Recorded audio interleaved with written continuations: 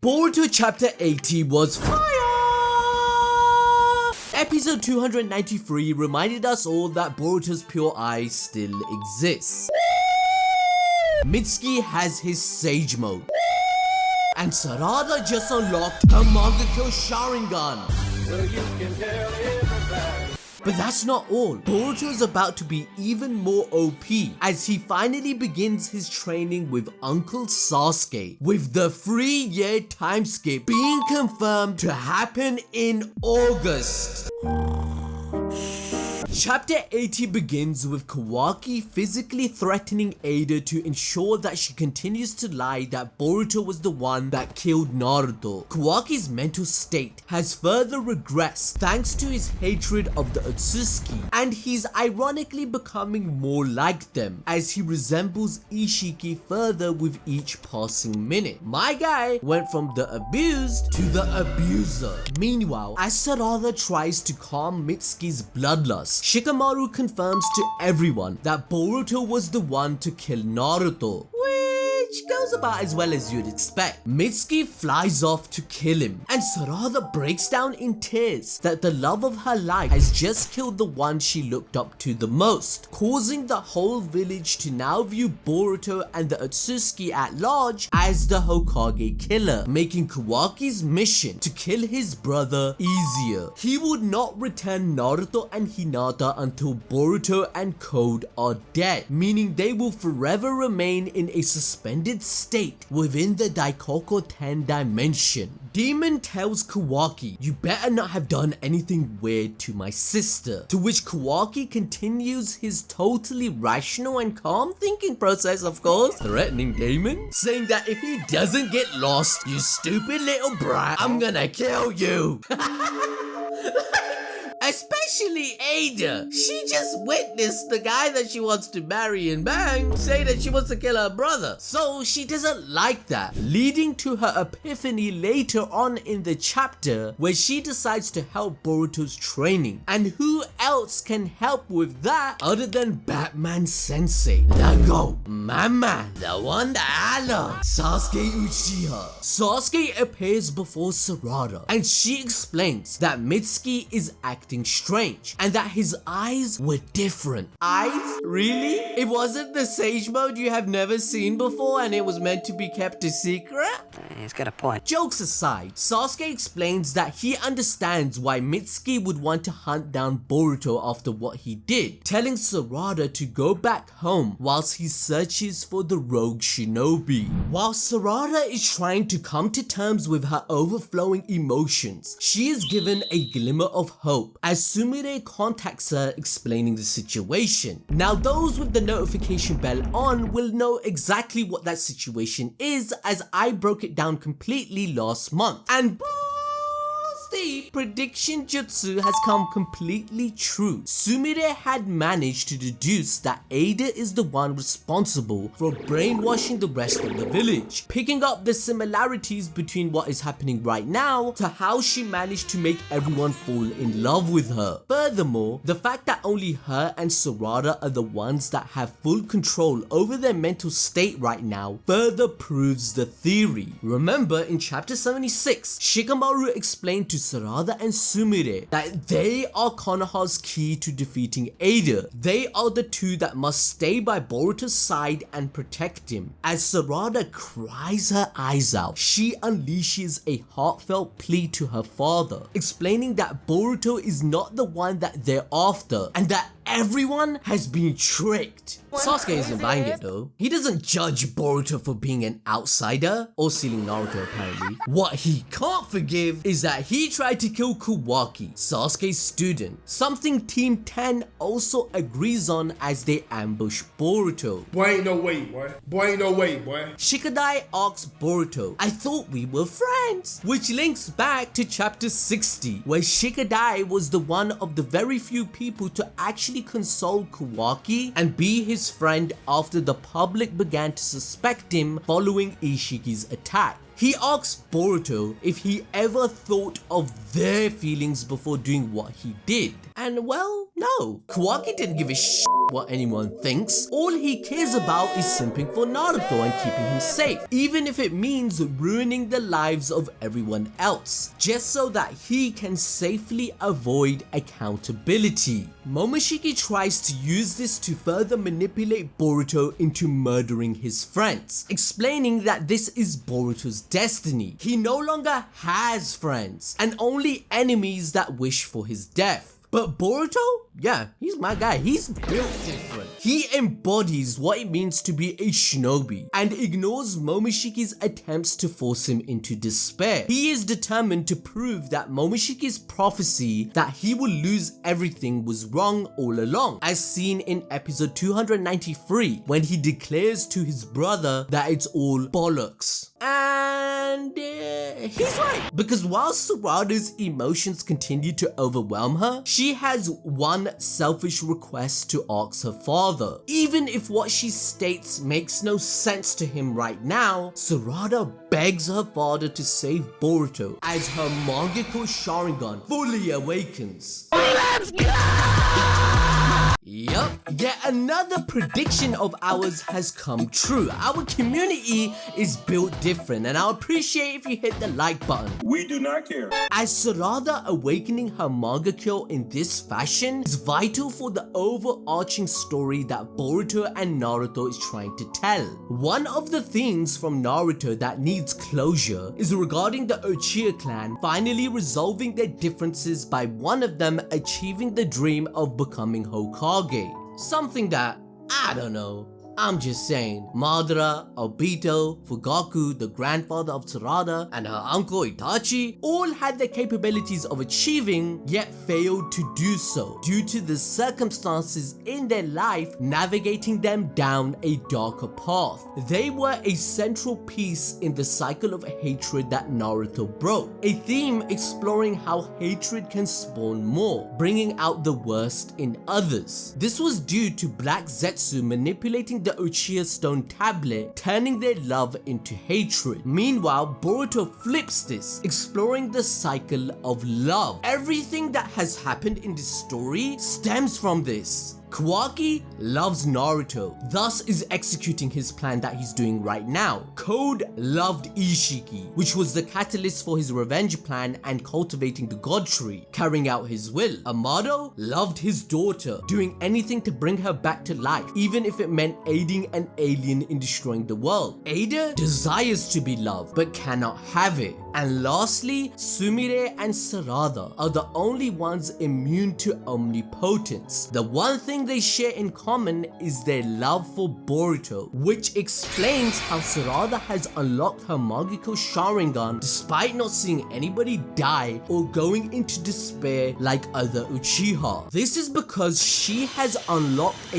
new type of Mangekyō Sharingan that no other Uchiha in its history has ever done before. In Naruto Chapter 403, it's stated that the so-called curse of hatred was an emotion that is a negative one, brought on by stress or loss. The emotion can also be positive, however, driven by the desire to protect, mentioned in chapter 242. Sarada awakened her Sharingan as a toddler out of the love of wanting to see her father Sasuke, which Sakura confirmed in Boruto episode 21, which also explains how it awakened a second time from the thought of reuniting with him in chapter 704, as the Sharingan is an eye that reflects the heart. In chapter 619, Tobirama stated that Uchiha feel love more than others. In fact, it's when they love someone so much, their eyes activate a special chakra in their brain to unlock their powers further. In Naruto Gaiden, Sarada asks an important question to Naruto. Why should someone value a person not even related to them? Naruto states it's the feeling of love. Naruto then goes to show Sarada what is inside her heart, where he uses Ninshu to show the memories of herself and her father Sasuke. He states connections are not only built by time and blood, there are some bonds stronger than those that involve thoughts and feelings. This is where Sarada's character gets more development, as she witnesses Naruto's words come true in an instant. Sasuke and Sakura display their love for one another in the midst of battle against Shin Uchiha, declaring that Sarada is the living embodiment of their will and love for each other. Furthermore, in the anime, when Boruto's life was on the line, she awakened her second Tomoe to save him out of her love. That's when we get to Sarada's third one. We officially see in the Sasuke teacher star pupil novel that the love and urgency to not let her father down during their training mission awakens her third Tomoe. This is why the thought of saving Boruto in chapter 80 has caused her Mangekyo Sharingan to manifest, and why it's the turning point of a character that solidifies her destiny as the first Uchiha Hokage. Because everyone else in the clan awakened their eyes via being an Avenger, Sasuke's memories with Sarada are intact, where he stated that he believes in her idea of becoming Hokage and supports her in full. This is why he believes her instantly, despite his memories making him think otherwise, because the reveal of her Mangekyo Sharingan confirms her feelings to be true as it reflects her heart. Hence why Sasuke saves Boruto from Team 10. Or,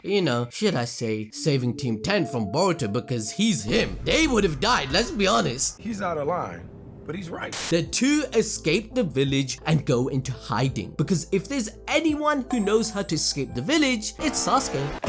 Boruto questions why he's doing this, and that's when another prediction of ours comes true. As word for word, bar for bar, Sasuke tells a story of how he met his student Kawaki, or at least that's how he remembers it, but it isn't making any sense, which leads to Eida utilizing her Senragan, discovering Sasuke's decision to save Boruto, and without informing Kawaki, leaves to meet them. Her Shinjutsu ability works by impeding a natural force upon all living beings that try to question their memories and what they believe, therefore keeping the status quo of the wish Kawaki had made. So basically, if you're an NPC or have no inner voice, you're finished, mate. Hatam! Now those with the notification bell on would know all of the contradictions our community had pointed out with the swap between Kawaki and Boruto that the world could not ignore. Even Sasuke, who has 999 level IQ, initially didn't notice the abnormalities. A few examples being Momoshiki's presence is in Boruto when it should technically be in Kawaki, along with Boruto possessing Sasuke's headband, which should be with him too.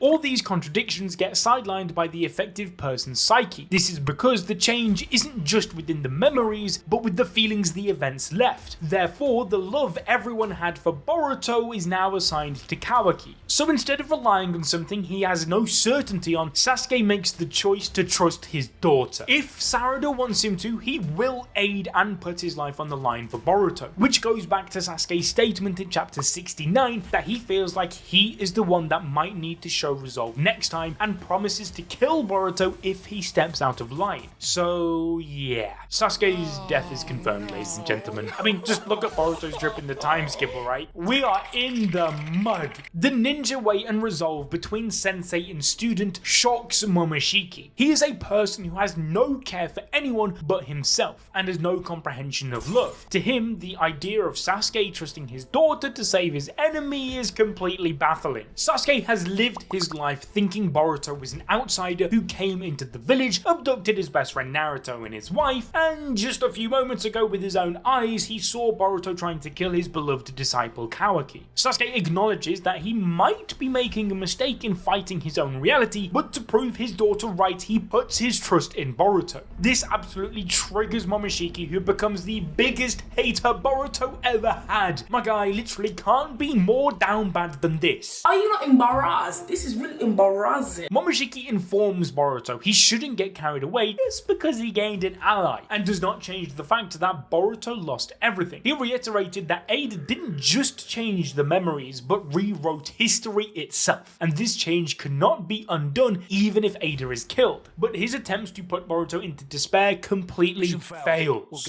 Boruto literally taunts Momoshiki, telling him how much crap he's spewing out and why is he so worried. This comment enrages Momoshiki into a hissy fit as he shouts at Boruto, telling him to just give up and that he's trying to help him so he should hand over his body. Boruto claps back, calling out his hypocrisy as Momoshiki's whole existence is refusing to give up and die. And so Momoshiki for the first time puts some respect on Boruto's name, stating that he has a strong mind. At this point Eida drops in, but her goal isn't to help Kawaki and kill Boruto, it's to apologize? I'm confused! She says even if it doesn't mean much, she didn't mean for this to happen to Boruto. All she wanted was to help Kawaki. However, her Otsutsuki powers acted subconsciously, fulfilling her deepest desires. The last time this happened was when Eida wanted to be loved, so the whole world's reality was changed, forcing everyone to fall in love with her. As a whole, Eida didn't want to turn the world into prisoners, and she felt responsible for her outcomes. But Boruto goes through a whole nother level of mental evolution. Instead of just feeling angry and resentful towards Eida, he consoles her. Boruto states that the last time she used her abilities, it was just a reflection of her own deepest desires, which again, there is no fault to her. Feeling the desire to be loved doesn't make a person evil. However, this time it wasn't Eida's desire that was manifested, rather it was Kawaki's. Kishimoto has written Eida and Damon as morally grey characters, as she feels guilty and is not happy with Kawaki's cowardice. Why? Well, Eida is in love with him but doesn't like how he's changing for the worse. In chapter 79, she witnesses him deteriorate, calling himself a worthless piece of trash that deserves to die, and then threatening her brother in chapter 80 that he will kill him if any of them step out of line. There's also the fact that ultimately he will die anyway, as he told Naruto he's free to kill him after completing his mission in chapter 77. And so the inner conflict of him loving his brother but wanting to kill him is destroying him from the inside. So to save the one she loves, Eida helps Boruto, who understands him the most, as a way to bring him back to his senses. He looks past the effect of Shinjutsu and focuses on Kawaki's feelings. By having his world swapped with Kawaki's, Boruto for the first time truly understands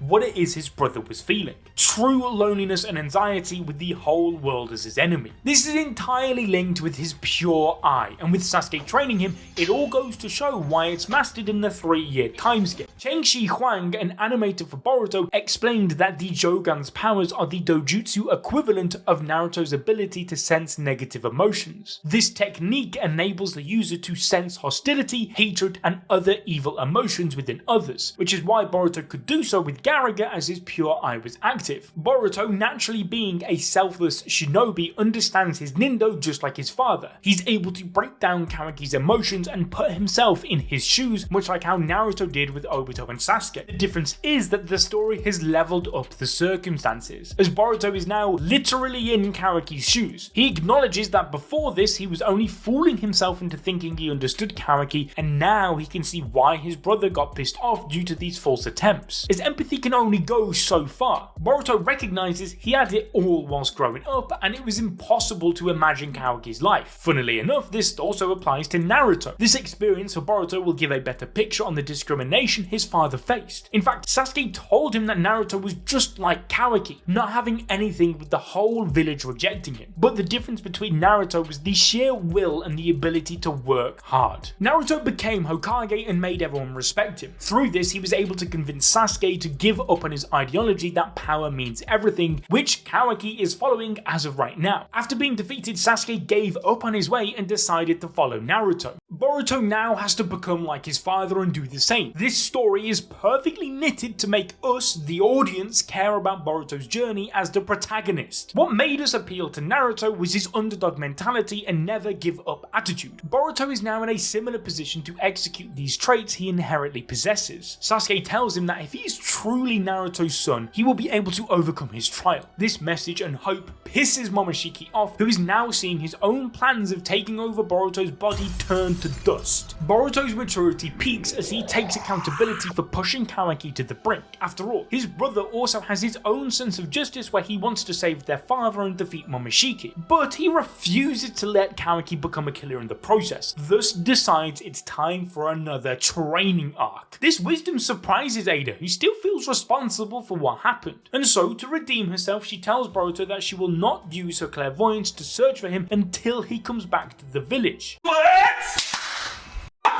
Boruto shows his respect in return and requests if Eida can thank Sarada for sending Sasuke his way. A quick discrepancy here is that even if Eida's confession and stating that Boruto is Naruto's son herself, Sasuke still seemed unconvinced and uncertain, as he tells Boruto they have to make a move and he is not doing this for him but for his own daughter. This could be a reflection on how powerful the Shinjutsu ability is, and to deactivate it something more powerful is going to be needed in the end, hence the introduction of the Pure Eye. But as Konoha puts Boruto on their hit list, Code prepares to go on for a full-out war, reinforcing the anger he has because of Kawaki, well, now Boruto due to their swap, because not only did he steal Ishiki's affection away from him, but also Eida's. However, Boruto, now hopeful, presses forward in his journey to take back his life as the time skip ensues. But there are even more contradictions that Sasuke hasn't mentioned yet. Luckily for everyone watching, we have a video that covered every single scene and chapter in this video on your screen right now. Trust me, it's the only way you're going to understand the manga going forward, because it is very confusing.